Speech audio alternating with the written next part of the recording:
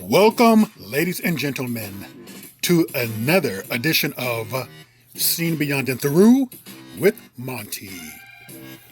So, today, right now, in the United States of America, we are going through a presidential election. It's almost finished. We will know the official winner very soon. So since this is President's Week, I'm just calling it that, I wanted to focus on Mr. Barack Obama, the 44th President of the United States of America, who's officially known as the first African American or Black President of these United States.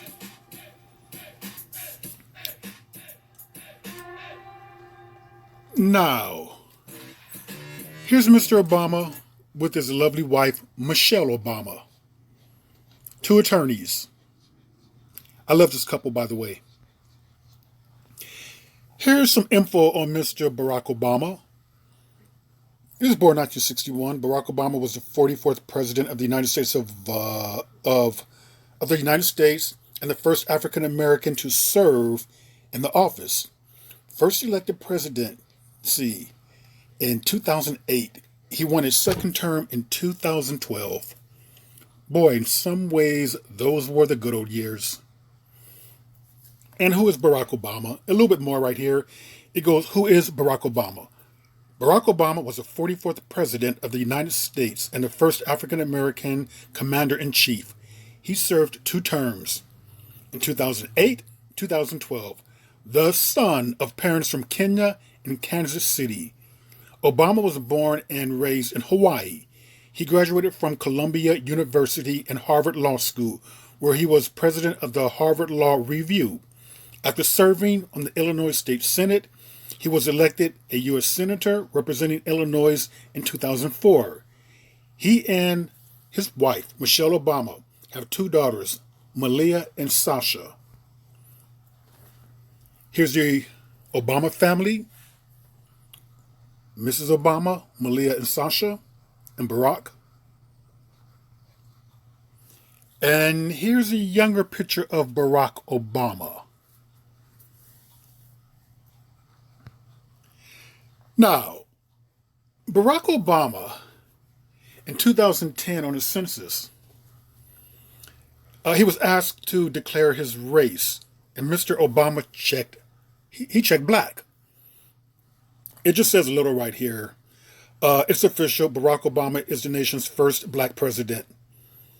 A White House spokesman confirmed that Mr. Obama, the son of a black father from Kenya and a white mother from Kansas City, checked African American on the 2010 census questionnaire.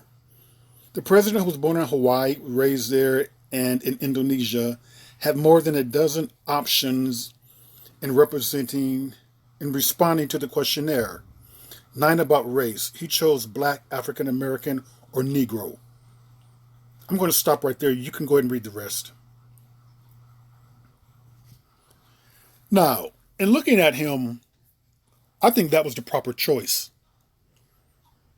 I do believe that, people should identify as to how they feel and what makes them feel comfortable. That is providing if you do have Negro, actual Negroid, or Sub-Saharan African ancestry in you. I do not believe that someone like a Rachel Dolezal, who does not have any of that in her, should identify as black. Now let me tell you where I'm taking this right here. Let's move on. Under race, on census form, Obama checks black. And you can read the rest of that. It's official. Barack Obama is the nation's first black president. So Obama chose to identify as black. He chose that. He was not forced to. He had 9 options he could have picked from. He chose to identify as black. Some people were upset about that. Some multiracial people who choose to straddle the fence or choose both didn't like that. A lot of white people didn't like that. They did not like the fact that we finally had a black president. But let me just tell you one thing about that. Had he would have been a criminal, a mass murderer, a child molester, he would have been blacker than the ace of spade to them. So here's Obama's Kenyan father. He's from Kenya. Kenya does not have an American slavery past. It does not have a past with slavery. Just remember what I'm telling you right there. He's from Kenya. This is his father when he was younger. When Obama was younger with his father. His father's from Kenya. Keep in mind that many Africans on a DNA test can be 100% African.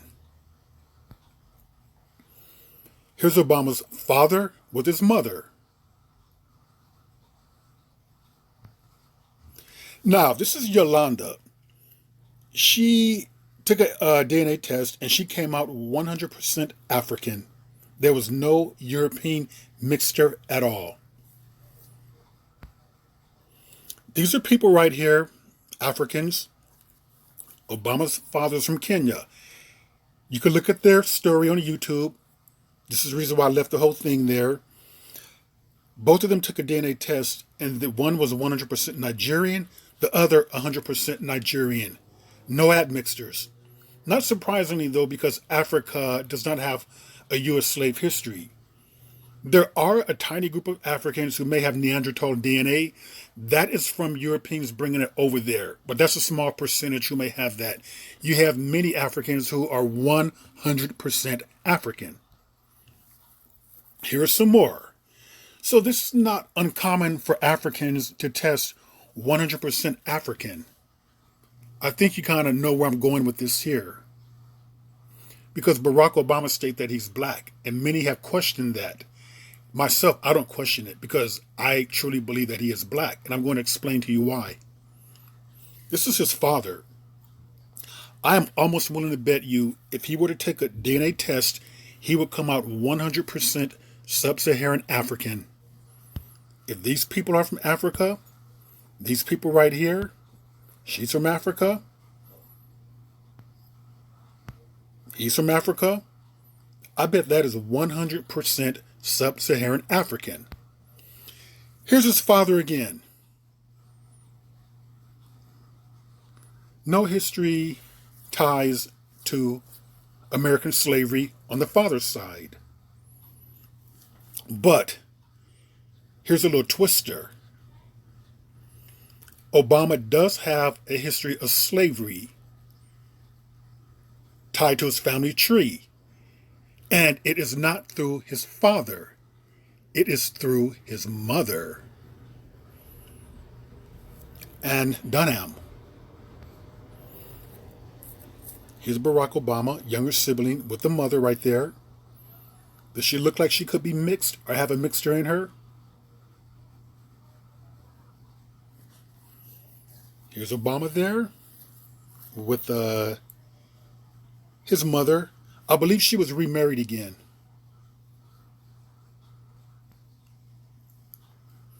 Here he goes. I guess he's going into teenagehood there.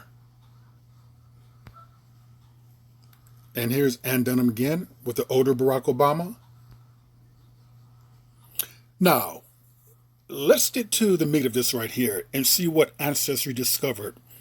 Obama has ties to slavery, not by his father, but by his mother, research suggests. It goes on to say right here, President Obama descends from America's first slave. And it goes on to say, we all heard about President Obama's Irish roots, and we know that his father came from Kenya. But a research team from Ancestry, I believe at Ancestry.com, the world's largest online family history resource, has also concluded that the nation's 45th president is also the 11th great-grandson of John Punch, the first documented African enslaved for life in American history.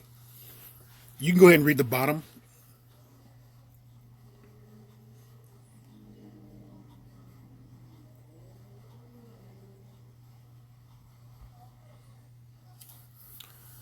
Okay, President Obama is traditionally viewed as an African American because of his father's heritage. Well, he's viewed as an African American because of the way phenotypically he looks. In Kenya, however, while researching his Caucasian mother, Stanley Ann Dunham, ancestry genealogists found her to have African heritage as well.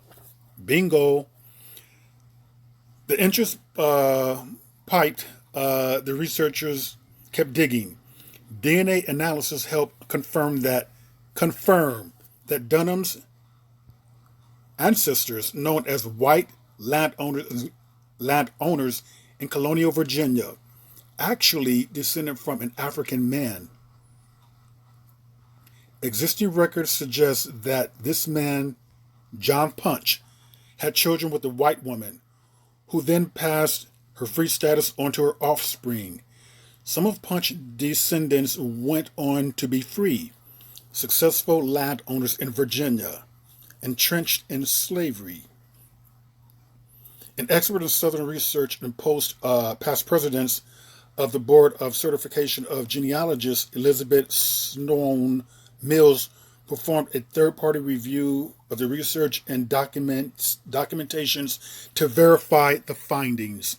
These were verified.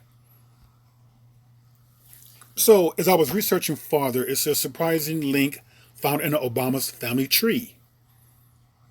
Here's Mr. Obama.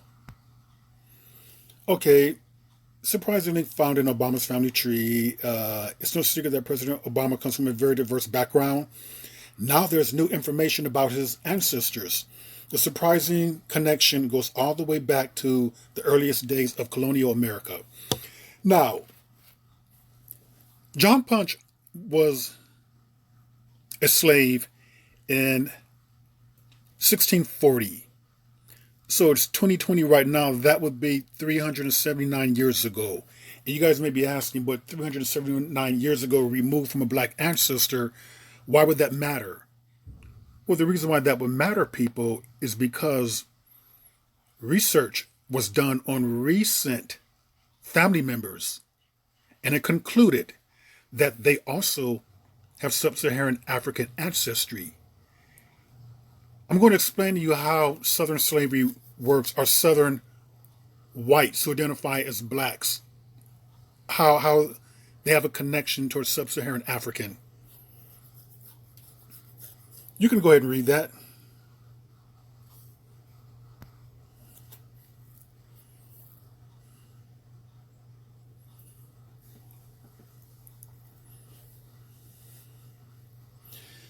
Just go to the middle of that. President Obama is the 11th grandson of John Punch, who was the first documented African to be enslaved for life in the American colonies, says Joseph Shineway, a genealogist at Ancestry.com. He says the president's white mother is a direct descendant of the first known slave in the American colonies through a family by the name of Bunch. Bunch and Punch will be explained. We found that through DNA testing done by members of the Bunch family, see that, people, recently, this is his recent relatives, that their direct ancestors are of sub-Saharan African origin. So people who may ask the question, why would it matter if it was 300 or so years ago? Well, it matters because there was recent DNA testing done by members. And it says right here, we found that through DNA testing done by members of the Bunch family, Barack Obama's relatives, the white ones, that their direct ancestors, see that with an S, not just one, so read carefully, are of sub-Saharan African origin. People, let me just tell you something as you're continually reading that.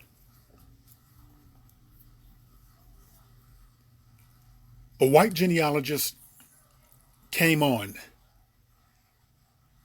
and stated that all Southern whites have sub-Saharan African origin or black DNA in them.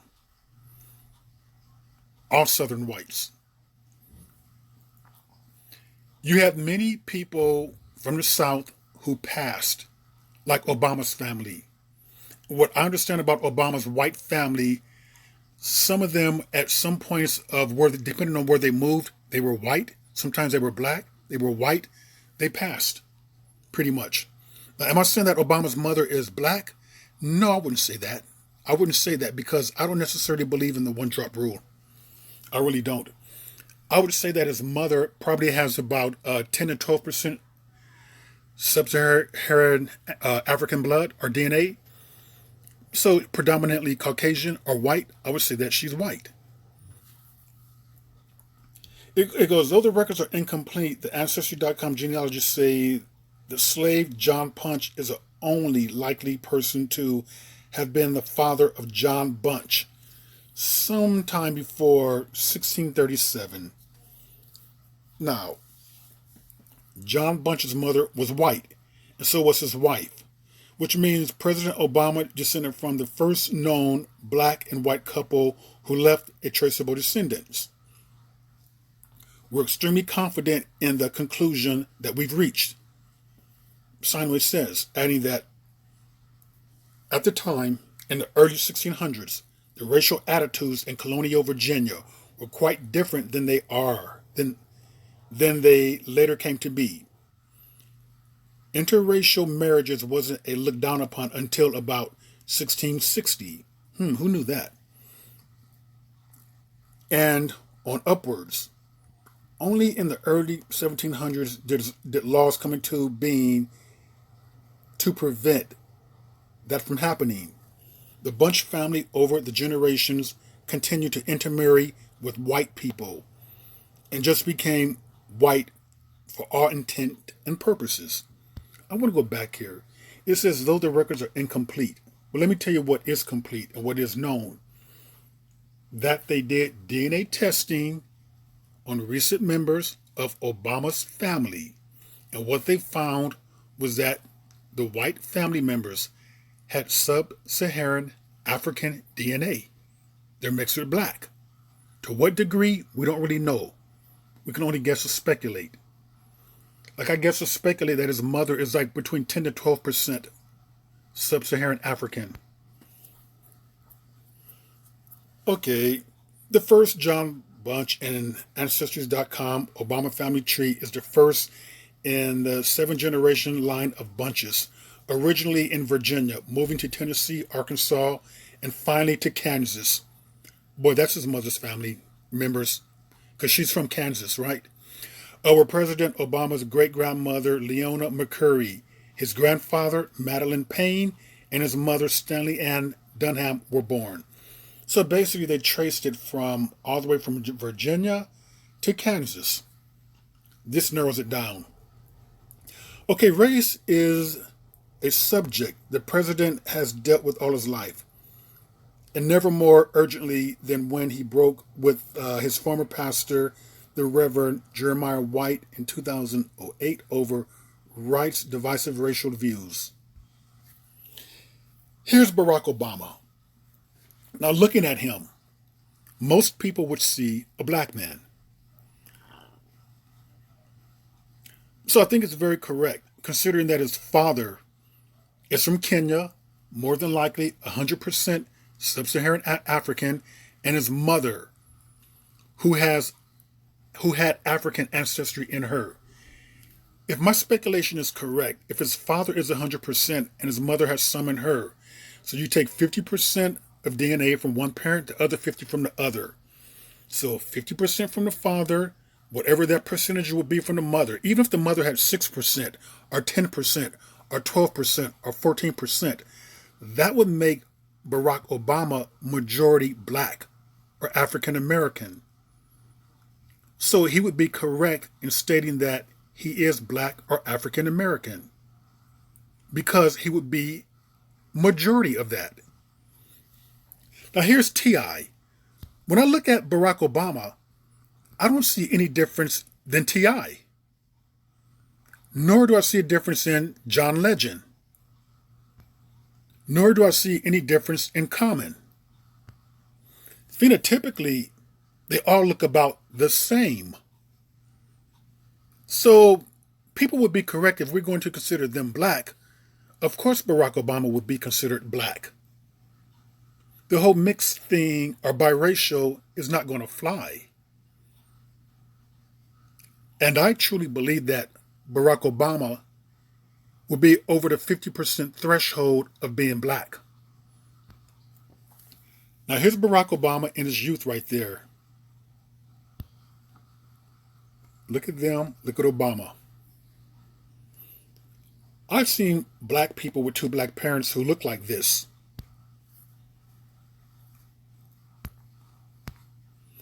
Now, here's Jesse Williams. Jesse Williams' mother is from Sweden. His father is black or African American. There's a big difference in the way they look. When I say difference, I'm not saying that one looks better than the other. Just distinctively, Jesse Williams looked more biracial than Barack Obama. That's because his mother is from Sweden, does not really have ties to Southern whites or American slavery or people passing over. He looks distinctively different than Barack Obama or many Southern white people who identify as white, who may have percentages of African American DNA in them. There's Barack Obama, there's Jesse. Now let's put them two side by side. Jesse almost looks like you would have to look twice and look a third time to try to identify what he is. He has more of an ambiguous look. This is more like cut down the middle, or could be leaning more towards, if his father's African American, he could be 80%, 90% Sub-Saharan African, the father could be, and the mother could be mostly Swedish, probably is though, which is why he looks like this. But Jesse does identify as black also. Let's move on. Here's a cop who states that he was taunted because he revealed he's 18% Sub-Saharan African. Now, when I say these people are percentage-wise, remember, I don't believe in the one-drop rule. I kind of would go with phenotype, yes, but I would also go with predominantly of what a person is. So 18%, some there, but I would say he's still white. However, when they found out he was taunted by racial slurs after Ancestry.com revealed he's 18% Sub-Saharan African. Here's a white family with African ancestry, black African ancestry.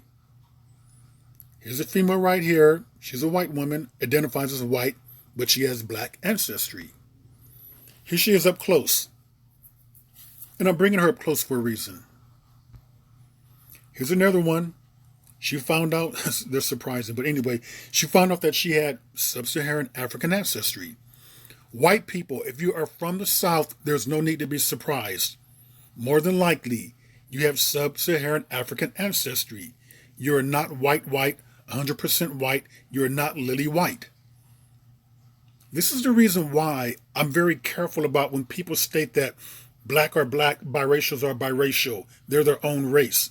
We have to be very careful with that because most white people from the South have measurable amount of Sub-Saharan African ancestry. It could be 8, it could be 9, 10, 14, 20%. Some ways it would tip them over, majority to being black.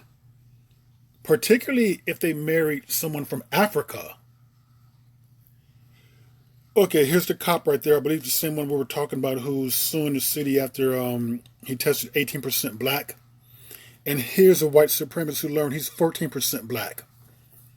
Just look at their facial features. No one would even think that he, or particularly the one at the bottom, the white supremacist, is 14% black. They would probably think that, oh, he's just a white man, a full-fledged white man. Here's some more people who, the top lady identifies as black, but obviously she's mixed. Looks more white to me. The bottom one looks more white to me. But they have African ancestry. This is Shamar Moore and his mother. She identifies as white. He says that he is biracial or mixed, but he does identify as a black man. I'm looking at her. She is one of the whitest, pardon me, she is one of the blackest looking white women I've ever seen.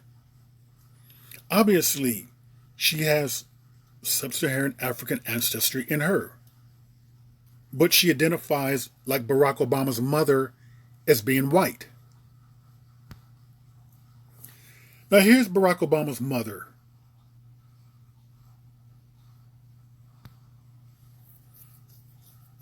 Okay, after looking at the others, I can probably say yes, it does come through a bit.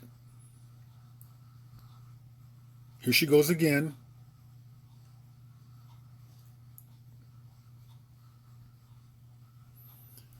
Okay, here's where white Americans have the highest percentage of African ancestry.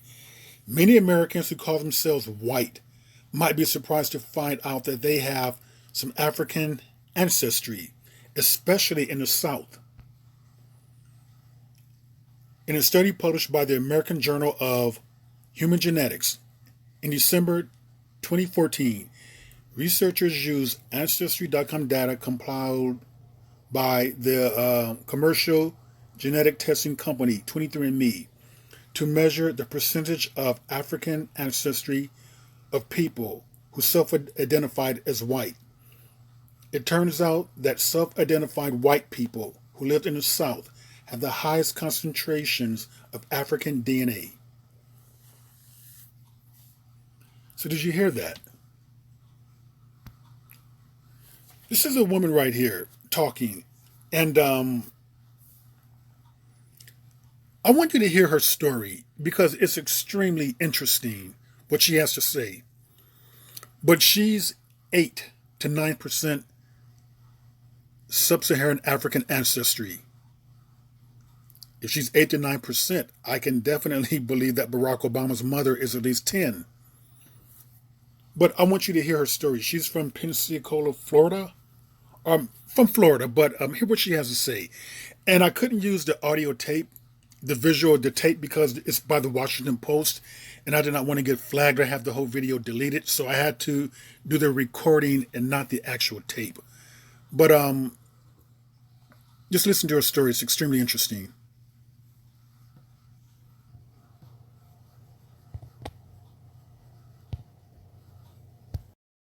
Testing was a way to validate what I had already been working on for years, which was digging into my family's genealogy and finding the truth about it, which was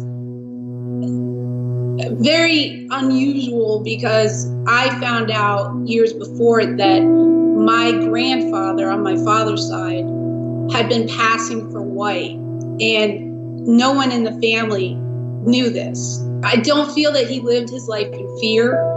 I feel that he probably had a lot of pain, though, that he had to sort of ditch his entire family in Macon.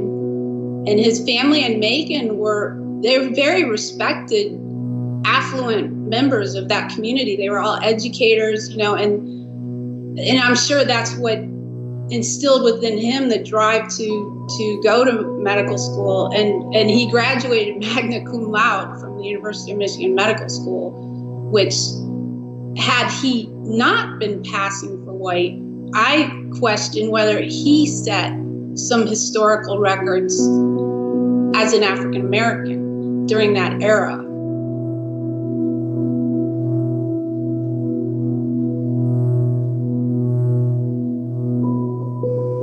I was hoping the percentage was higher, which is kind of funny, the whole juxtaposition of my grandfather was hiding it, and here I am like, oh, I hope I have like a large percentage. So it was really exciting. And when I got the results back, what I found to be incredible was that it narrowed it down to the actual locations, like the areas in Africa where my DNA came from. Like, that hit home. That really took it to a new level. I feel like my story is significant because of what's going on right now in our country and the racial tension and the political climate, because it really shows just how race was considered something so shameful 2 generations ago in my family, and now it's something that I'm proud of. My son is proud of. He posted his results on his social media because he would always tell his peers that he was part Black, and no one believed him, because it does get, as you go down the generation, I mean, he doesn't particularly look African American. His skin is much darker than mine, but it was such a cool thing for him to be able to say, I wasn't making it up. It's true. He was proud, and I'm proud. And that, to me, is like the beauty of the story, that in 2 generations, my grandfather would go through the pain of disassociating himself with his family to live this new life just to gain the white privilege. And here my son and I are proud of our heritage, and we want the whole world to know about it.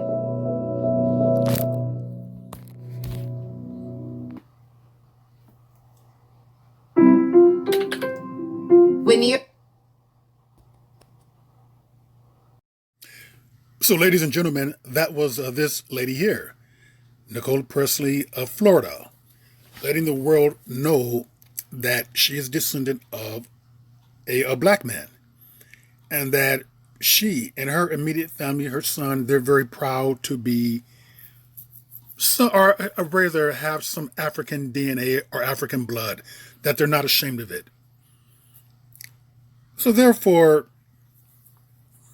to many who want to debate about Barack Obama saying that he's mixed but not Black, I believe I have shown that that's not really the case, that whereas he may be mixed, he may be considered biracial, but he is majority Black. So therefore, he was correct in signing off Black or African American on his census form. Barack Obama was correct in identifying as Black. And it is correct that Barack Obama is America's first elected African American or Black president of the United States of America. And that, ladies and gentlemen, is another edition of Seeing Beyond and Through. And I will see you beyond and through.